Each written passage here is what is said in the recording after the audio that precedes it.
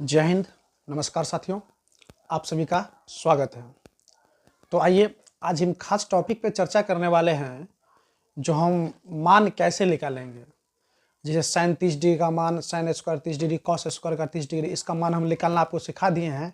अब इस टाइप के प्रश्न कैसे बनते हैं, आइए आज हम उस पर चर्चा करने वाले हैं। तो अब ध्यान से आप लोग बोर्ड पे देखिएगा, प्रश्नावली 8.2 का हम पहला प्रश्न सॉल्व करने के लिए जा रहे हैं। जैसे देखिए बोर्ड पे आइए, आपका पहला सवाल दिया है कि sine 60 degree cos 30 degree plus sine 30 degree और कॉस 60 डिग्री का मान निकाले। ठीक, या देगा सरल करे।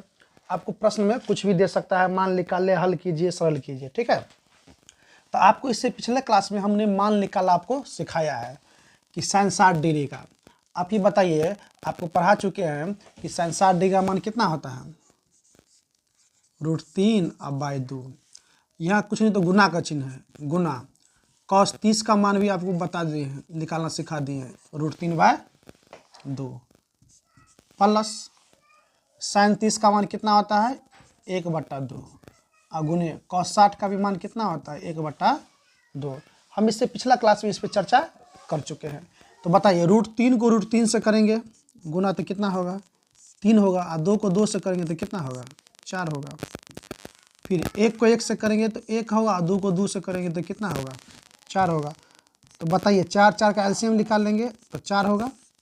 4 एकान 4, 3 एकान 3, 4 एका 4, 3 एकान 3, यानी कितना होगा, 4/4 काट देंगे, यानी इसका मान कितना आ जाएगा, 1। यही हमारा क्या हो गया, आंसर हो गया। यानी इस टाइप को प्रश्न को सॉल्व करने के लिए हमें मान याद रखना क्या होगा, बहुत ही आवश्यक है और बहुत ही क्या है, जरूरी है। आइए इस प्रश्न को देखते हैं, प्रश्न संख्या 2। ठीक, 2 tan स्क्वायर, तो 2 तो 2 ही रहेगा, इंटू 10 45 का मान कितना होता है, 1 होता है। ठीक, plus cos square 30 degree, cos का मान कितना होता है, √3 अब बाई 2, स्क्वायर है तो क्या कर देंगे, स्क्वायर। अब माइनस साइन 60 का भी मान कितना होता है, √3/2 का होल स्क्वायर। हम इसको ऐसे कट कर सकते हैं, क्या घट जाएगा। ठीक, ये तो 2 ही 2 है, 1 का स्क्वायर कितना होगा, 1, तो यानी 2 1 2, यही हमारा क्या हो गया, आंसर हो गया। और इस टाइप के प्रश्न साथियों एग्जाम में, अक्सर एग्जाम में, ये बिहार बोर्ड का 2025 जो एग्जाम आने वाले हैं, इस एग्जाम में इस टाइप का प्रश्न डिफरेंट है, पूछेगा ही। और ये जो मान याद करने के लिए आपको दिए हैं, उस सारणी को याद कर लीजिए।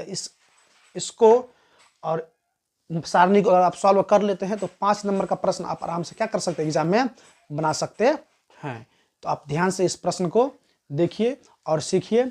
आप हमारे पढ़ाने के तरीकों को समझ रहे हैं तो हमारे चैनल को लाइक कीजिए, सब्सक्राइब कीजिए और क्या कीजिए, अपने दोस्तों के साथ क्या कीजिए, शेयर कीजिए। ठीक है साथियों, जय हिंद। आप सभी का क्या हो, दिन शुभ हो।